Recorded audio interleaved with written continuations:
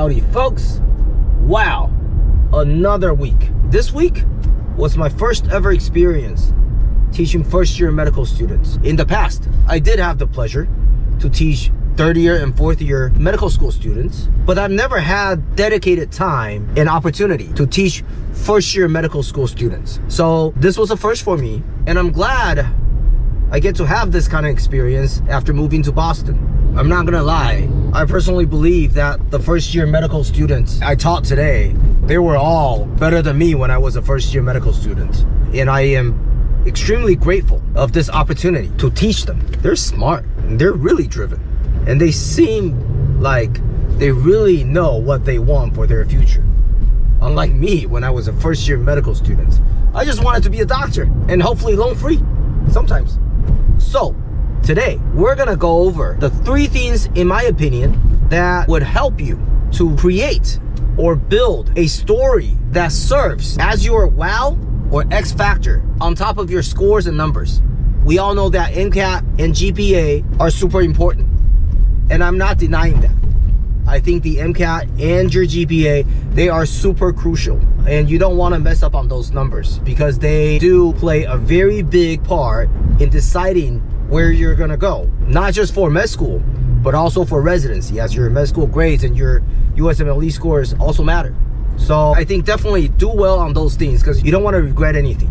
But in addition to those numbers and scores, which most people or most applicants have, because most applicants are smart and driven and dedicated.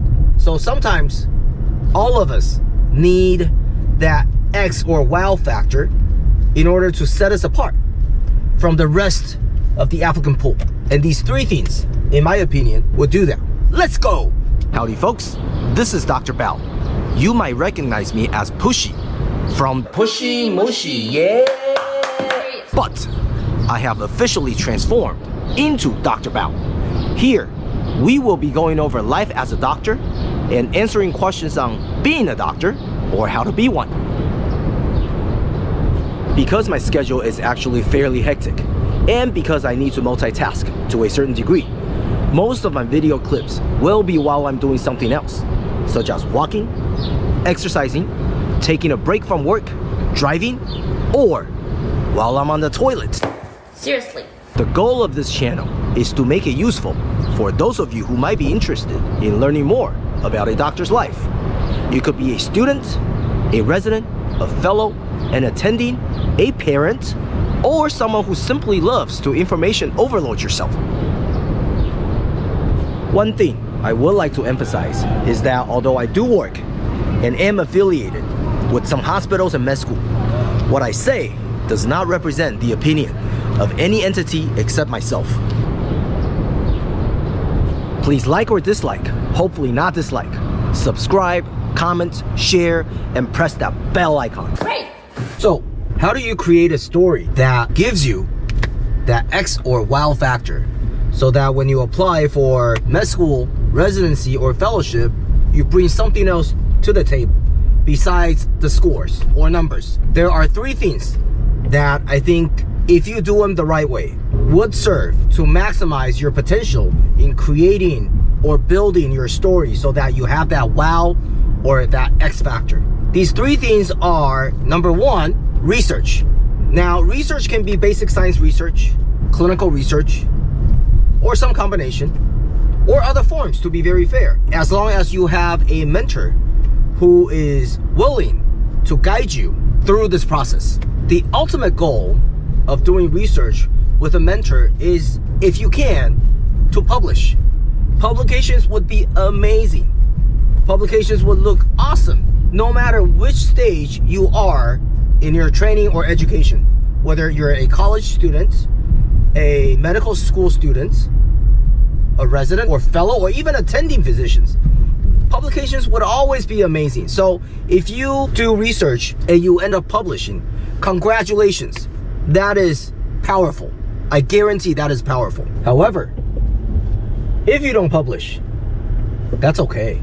Though I would encourage you to do your best to participate in oral presentation sessions or poster presentation sessions if you don't publish. those also show that you are going above and beyond in terms of your willingness to dedicate yourself to research.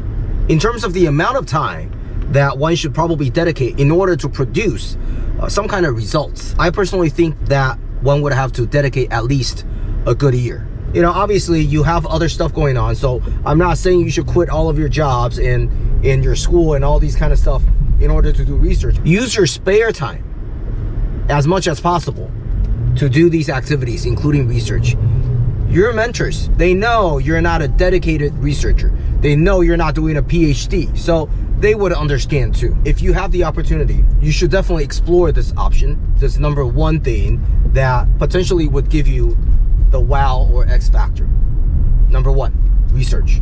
The second thing that one can do in order to maximize his or her chance to create or build a great story for that X or wow factor is clinical exposure. This is a little different between college students, med students, and residents. For anyone, clinical exposure can be inpatient, meaning inside the hospital, or outpatient, meaning in an office setting. It can also be at an academic center versus a community hospital.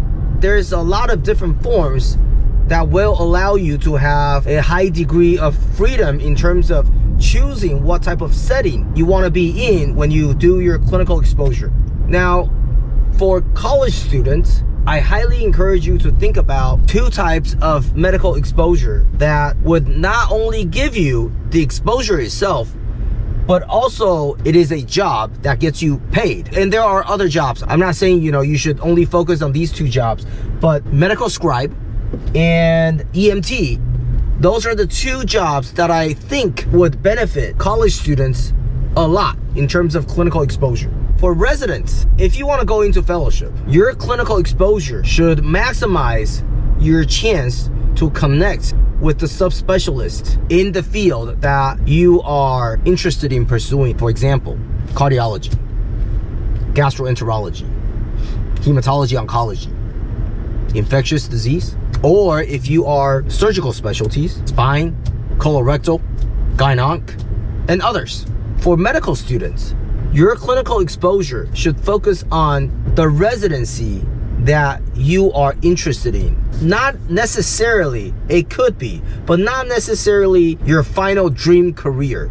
Meaning, if you wanted to be say, a pediatric oncologist, in order for you to become a pediatric oncologist, you have to do pediatrics first. So I'm not discouraging you from getting more exposure in pediatric oncology and making connections with pediatric oncologists, but I think you should definitely focus on getting into a good pediatric residency program first. And so I would encourage you to focus a little bit more on getting to know more pediatricians at different places. Generally speaking, I think for clinical exposure, you would want to at least have 500 hours. That would be my recommendation. The third or the last component that I believe, in my opinion, if you do them right, that would maximize your chance to create or build a story that gives you that X or wow factor when you apply for your next stage, med school, residency, fellowship, attending jobs, is service activities. And by service activities, it can be in a lot of different forms. For example, you can volunteer at a lot of places: food banks, homeless shelters, jails, rehab, long-term care facilities, and other places. It can also be in the form of teaching, mentoring, coaching, or service trips. I think in order to make a meaningful story, I personally would recommend at least 500 hours of service activities. The bottom line is, do something meaningful so that in the end, you can tie these three things up and make a story so that you stand out. For example, if you were interested in pediatric neurology, you can potentially volunteer or teach or coach at a place where they primarily serve neurodevelopmentally delayed kiddos. And you can participate in research about neuroscience or neurodevelopment. It can be basic science research. It could be a clinical trial. It could be a case report, or it could be in other forms. And in terms of your clinical exposure, you can potentially find a pediatric neurologist who can allow you to shadow. Or if you try to connect with one of the neurodevelopment folks at an academic center and arrange some kind of rotations. You see, in this example, you combine these three components and you can make a story out of it to make you stand out, to make your story that wow or X factor on top of your scores and numbers. As you can see, these activities, research, clinical exposure, and service activities, none of them can be done overnight or over a day or over a week or even over a month. You have to really have the dedication and persistence in order to really make something meaningful out of these activities. However, if you know you're going to be able to dedicate for about a year or two to these activities, then the amount of hours that you need to spend on each activity over a week cuts down significantly. And so my recommendation is to plan early and start early. I think that's gonna do you well in the long run. If you have questions about medicine or being a doctor, leave a comment and eventually I'll get back to you. For now, best of luck.